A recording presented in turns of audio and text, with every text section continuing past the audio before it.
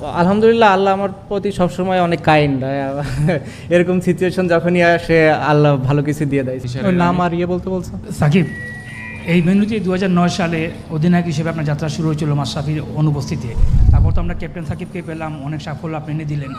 তারপর আবার আজকের এই ম্যাচটাতে বলা যায় যে একটা আপনি অনেকদিন পর ম্যান অফ দ্য ম্যাচ হলেন, 50ও পেলেন। তো এই ভেন্যুর প্রতি কি আলাদা কোনো সফটকর্নার তৈরি হলো কিনা?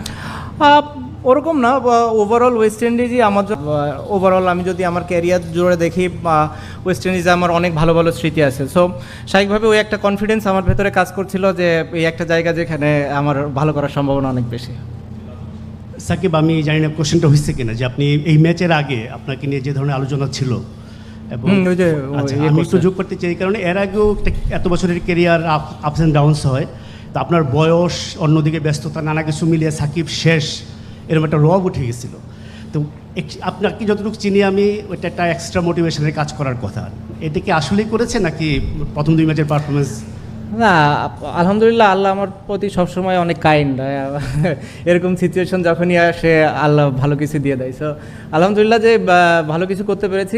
ইম্পর্টেন্ট ছিল আমাদের 2টা পয়েন্ট পাওয়া, যেটা আমরা পেয়েছি।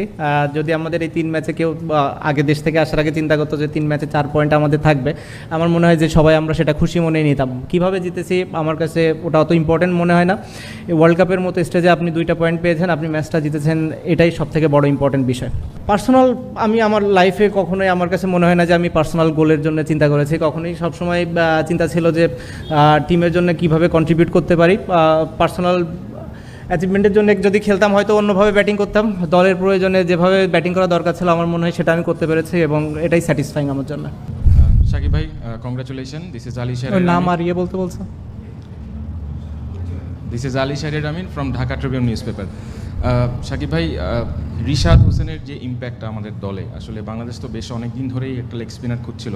তো ফার্স্ট ম্যাচে আমরা দেখলাম যে খুবই ক্রুশাল একটা সময়ে 2টা উইকেট নিয়েছে। আজকেও বললেন যে ম্যাচের মোডটা অনেকটা ঘুরিয়ে দিয়েছে। তো as a leg spinner plus as a impact player, ওর প্রতি আপনার মানে সাজেশনটা কি, যে বাংলাদেশ ক্রিকেটকে কত দূর সে নিয়ে যাবে? খুবই ভালো করছে।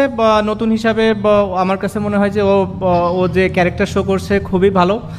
বাট আমি মনে করি যে এখানে সবারই কন্ট্রিবিউট আছে, স্পেশালি পুরো বোলিং ইউনিটেরই। এক এক সময় এক একজনকে দরকার হয় এক এক সিচুয়েশনে, এবং সবাই যার যার জায়গায় কাজটা করছে দেখে আসলে সবার কন্ট্রিবিউশনটাই চোখে পড়ছে। মুস্তাফিজ যেভাবে বল করছে, তাসকিন নতুন বলে, সাকিব নতুন বলে যেভাবে বোলিং করছে, তো স্বাভাবিকভাবে এই কন্ট্রিবিউশনগুলোও দরকার হয় আরেকটা বলারকে খুব ভালো বল করার জন্য। আমার মনে হয় সেই কাজটা আমাদের বোলিং ইউনিটটা করতে পারছে। সাকিব, মহিউদ্দিন পলাশ, খবরের কাগজ পত্রিকা। আজকে আমরা 3rd ম্যাচ খেললাম। ডালাসে 124 রান করেও আমরা খুব টাইট পজিশনে ম্যাচ জিতেছি। নিউ ইয়র্কে 117 রান করে ম্যাচ জিততে পারিনি। তো আমার প্রশ্নটা হচ্ছে যে আসলে T20 ওয়ার্ল্ড কাপের মতো একটা ইভেন্টে এইরকম উইকেটটা আসলে কতটুকু আদর্শ হতে পারে? এটা তো আইসিসিকে প্রশ্ন করবেন আপনি।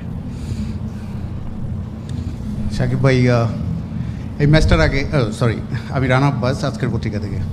এই ম্যাচটার আগে আসলে আপনাকে আপনার পারফরমেন্স নিয়ে অনেক ধরনের প্রশ্ন, কথা, আলোচনা, সমালোচনা, বিশেষ করে বীরেন্দ্র সেবাগ তার একটা কমেন্ট খুব আলোচনা হয়েছে।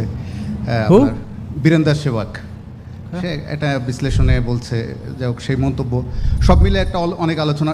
এই ইনিংসটা মানে আমার কাছে, আপনার কাছে কি মনে হচ্ছে কিনা যে অনেক প্রশ্নের উত্তর দেওয়া বা এটা অনেক অপেক্ষার শেষ? একটা প্লেয়ার কখনো কোনো প্রশ্নের উত্তর দিতে আসে না। প্লেয়ারের কাজ হচ্ছে সে যদি ব্যাটসম্যান হয় ব্যাটিং করা, দলের জন্য কন্ট্রিবিউট করা।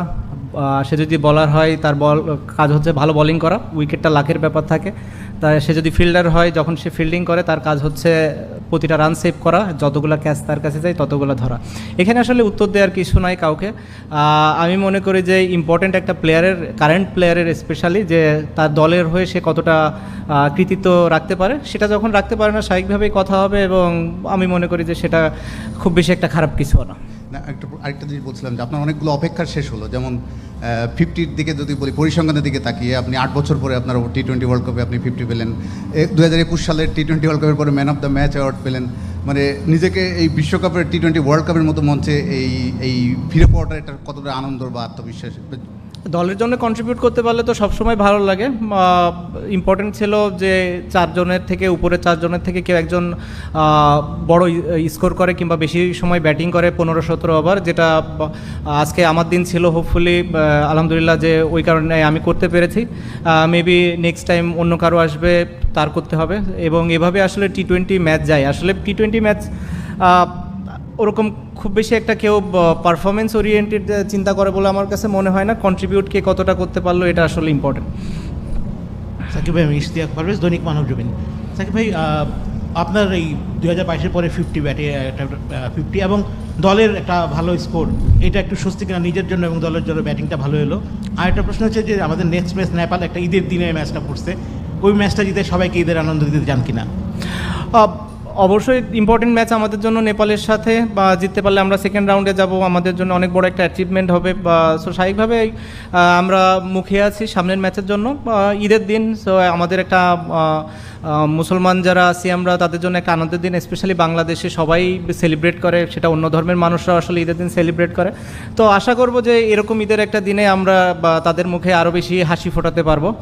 প্রথম প্রশ্ন কী ছিল? মানে আপনার নিজের 50 পাওয়া এবং দলের একটা ভালো স্কোর। নিজেরটা নিয়ে আমি আসলে কখনোই অরিড ছিলাম না আমার ক্যারিয়ারে। আমি মনে করি না যে আমি কখনোই এই চিন্তা করেছি। দলের জন্য যদি কন্ট্রিবিউট করতে পারি সেটা ভালো লাগে। যেটা বললাম যে আজকে হয়তো আমার দিন ছিল, সামনের ম্যাচে হয়তো অন্য কারো দিন আসবে। ধন্যবাদ।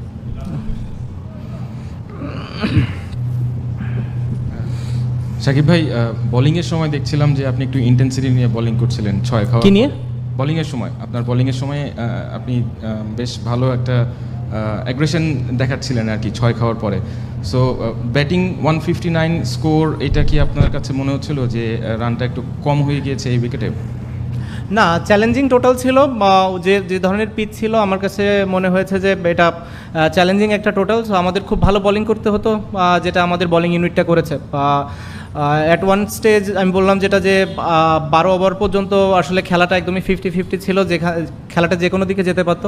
ক্রেডিট দিতে হয় বা মুস্তাফিজ, রিশাদকে, যেভাবে ওরা ওই সময় 4টা ওভার বল করেছে আসলে, বা অসম্ভব ভালো বল করেছে, যেটা আসলে আমাদেরকে ম্যাচে অনেক ভালোভাবে ফিরিয়ে এনেছে। তারপরে আমরা শেষটাও ভালো করেছি। আমাদের বোলিং ইউনিট বেশ অনেক দিন ধরেই কনসিস্টেন্টলি ভালো বল করছে, স্পেশালি পেস বলাররা, সেই কনফিডেন্সটাও ওদের ভেতরে দেখা যায়। আর রিশাদের এডিশনটাও আমাদের জন্য অনেক ভালো একটা এডিশন বলে আমি মনে করি। He has a long way to go, I believe. He is one of the fittest guy in our team, batting really well, contributing with the ball, can't ask more than that. And overall the wicket, I think it played really well. That's a decent wicket where there is everything for everyone. If you bowl well, there is something for you. If you look to score runs down the ground, there is value for your shots, because the outfield is fast, so you can score runs as well when you are set. So I thought overall it was a very good pitch for a T20 game. Last match now against Nepal, and a win takes you through to Super 8. How confident are you of making it happen for Bangladesh? Yeah, I mean, the position we are in, we should feel the confidence. There is no reason we shouldn't feel confident. So obviously it will be a very important game, and I hope the way we are contributing as a team, performing as a team, we can do the same thing against Nepal.